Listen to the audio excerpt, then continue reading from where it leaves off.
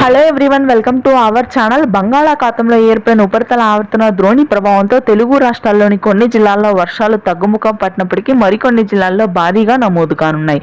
వివరాల్లోకి వెళ్ళి వాతావరణ పరిస్థితి తెలుసుకునే ముందు మీరు ఇంకా మన ఛానల్ కనుక సబ్స్క్రైబ్ చేయనట్లయితే వెంటనే సబ్స్క్రైబ్ చేయండి. ఇక వివరాల్లో కనుక వెళ్ళినట్లయితే బంగాళాఖాతంలో ఏర్పడిన ఉపరితల ఆవర్తన ద్రోణి ప్రభావంతో ఉత్తర తెలంగాణ, మధ్య తెలంగాణ ప్రాంతాల్లో ప్రస్తుతానికి వర్షాలు కొంతమేర తగ్గుముఖం పట్టాయి. దక్షిణ తెలంగాణ, పశ్చిమ తెలంగాణ ప్రాంతాల్లో మాత్రం భారీ వర్షపాతం నమోదు కానుంది.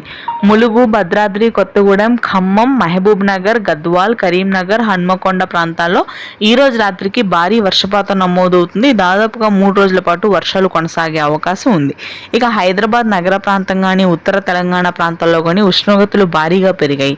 దాదాపుగా అన్ని ప్రాంతాల్లో 42 డిగ్రీల రికార్డు స్థాయి ఉష్ణోగ్రతలు, హ్యూమిడిటీ అత్యధికంగా ఉంటుందని వాతావరణ కేంద్రం వెల్లడించింది.